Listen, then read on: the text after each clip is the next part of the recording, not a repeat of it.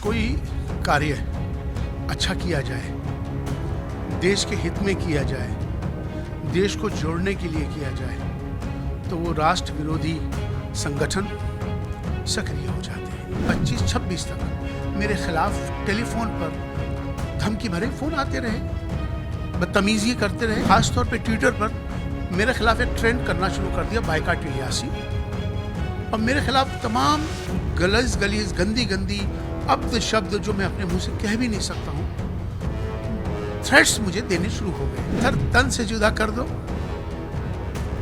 या मेरी जान किसी तरह से भी हो, मैं अपने शब्द वापस नहीं लूंगा। हम मौजूद हैं कस्तूरबा गांधी मार्ग पर मौजूद उस जगह पर जहां पर 22 सितंबर को आरएसएस प्रमुख मोहन भागवत समेत तमाम बड़े पदाधिकारी पहुंचे थे मिलने के लिए ऑल इंडिया इमाम ऑर्गेनाइजेशन के अध्यक्ष मुखिया इमाम उमेर अहमद इलियासी जी से मिलने। लेकिन इन्हीं इलियासी जी को, जिन्होंने सरसंघ चालक को राष्ट्रपिता और राष्ट्र ऋषि की एक संज्ञाएं दी थी, उसके बाद उन्हें लगातार सर तन से जुदा करने की धमकियां मिल रही हैं। इमाम साहब खुद हमारे साथ मौजूद हैं। किस तरह की धमकियां आ रही हैं, कहां से आ रही हैं? जब कोई कार्य अच्छा किया जाए, देश के हित में किया जाए, देश को जोड़ने के लिए किया जाए, तो वो राष्ट्र विरोधी संगठन सक्रिय हो जाते हैं। मैंने 22 तारीख को राष्ट्रपिता आदरणीय श्री मोहन भागवत जी को निजी अपनी निमंत्रण पर उनको बुलाया था। वो पहली मर्तबा इमाम हाउस आए, मस्जिद में आए, मेरे निजी निमंत्रण पर, मेरे कहने पर मदरसे में भी गए और 2 घंटा मदरसे में रहे। क्योंकि ये खबर पब्लिक हो गई, देश विदेशों में चली गई, और जमाम इस खबर को जाने के बाद ये मेरी जगह सारे चैनलों ने दिखाई, सबको मालूम हो गया इमाम साहब कहाँ रहते हैं, कहाँ इनका इमाम हाउस है, ये सबको मालूम हो गया, देश के और विदेश के। 22 तारीख से लगातार मुझ पर, मेरे खिलाफ 22, 23, 24, 25, 26 तक मेरे खिलाफ टेलीफोन पर धमकी भरे फ़ोन आते रहे, बदतमीजी करते रहे। आखिर में मैंने अपना फ़ोन बंद कर दिया। उसके बाद मेरे सोशल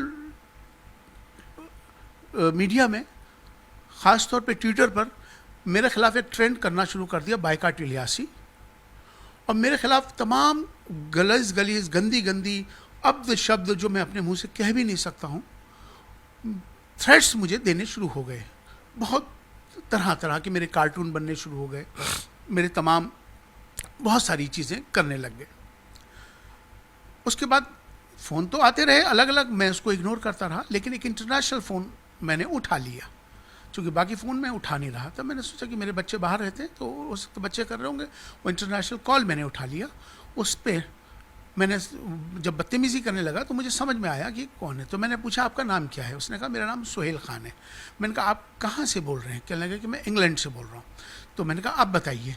तो कहता है कि बदतमीज़ी से बोलता है कि आपने यहाँ पर इमाम हाउस में, मस्जिद में मोहन भागवत जी को कैसे बुलाया? एक सवाल। दूसरा सवाल, उनको आपने राष्ट्रपिता और राष्ट्र ऋषि का सम्मान क्यों दिया?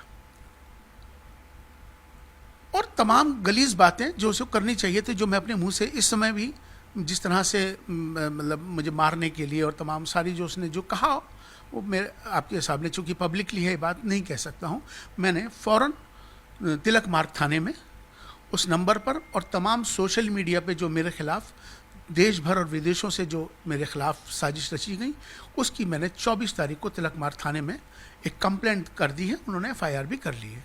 इसकी जानकारी मैंने दिल्ली पुलिस कमिश्नर को दे दी है लिखित में।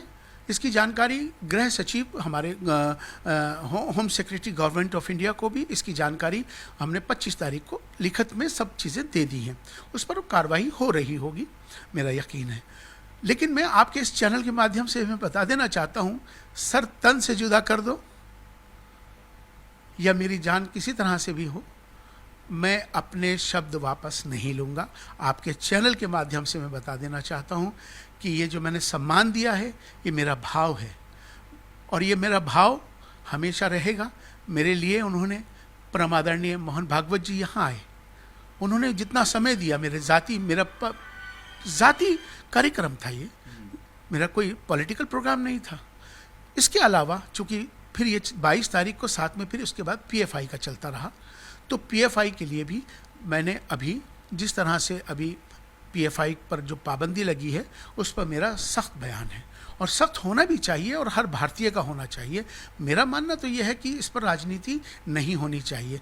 जहां राष्ट्रीय सुरक्षा का विषय हो वहाँ पर हमें राजनीति नहीं करनी चाहिए और तमाम मैंने अपील भी करी और मैं तमाम सबसे आज भी अपील करना चाहता हूँ कि इस पर सियासत ना की जाए। ये राष्ट्रीय सुरक्षा का विषय है।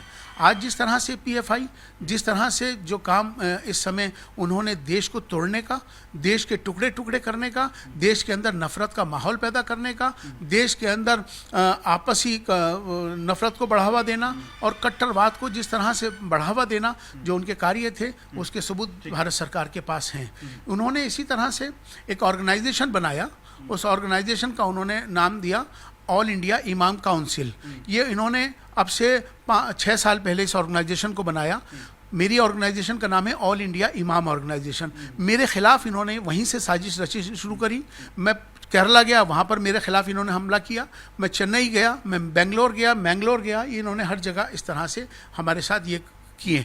तो मैं तमाम सबसे यही कहना चाहता हूँ कि अभी जिस तरह से PFI के ऊपर पाबंदी लगी है इस पर राजनीति न कर सबको राष्ट्रीय सुरक्षा के हित में, राष्ट्र हित में अब सबको सरकार के साथ खड़ा होना चाहिए। ठीक है। आखिरी में इमाम साहब पूछना चाहूँगा, चूँकि देश में जिस तरह का माहौल बन रहा है और जिस तरह की पूर्व में घटनाएं हुई, हमने उदयपुर में देखी या हमने कोल्हापुर महाराष्ट्र में देखी, ऐसे वक्त में अगर सद्भावना बढ़ाने के लिए, आपसी भाईचारा बढ़ाने के लिए कदम बढ़ाए जा रहे हैं, तो क्या खास करके कुछ कट्टरपंथी लोगों को ये चीज़ बिल्कुल पसंद नहीं आ रही है, जो कि इस वक्त की सबसे ज़रूरी चीज़ है कि लोगों को एक साथ एक मंच पर लाया जाए?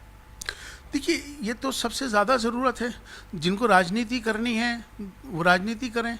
जहाँ आपसी हमारे देश के अंदर अमनो अमान रहना चाहिए, देश के अंदर आपस में हम सब मिलके रहने चाहिए, सद्भावना रहनी चाहिए।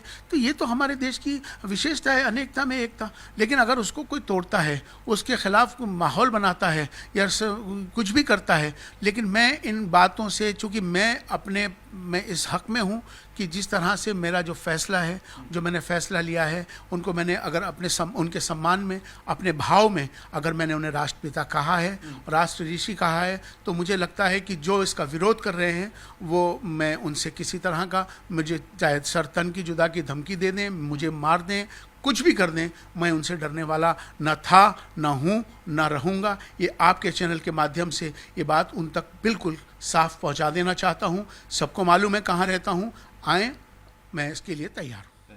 तो चलिए, कुल मिलाकर इस तरह की घटनाएं, इस तरह की धमकी भरी जो मैसेजेस, फ़ोन कॉल तमाम लोगों को आए हैं, लेकिन खुद यहाँ पर इमाम साहब जो कि खुद RSS चीफ से मिले और इस तरह की धमकियाँ आना, ये दिखाता है कि किस तरह से कट्टरपंथी मानसिकता के लोग किसी को भी बख्शने के मूड में नहीं हैं।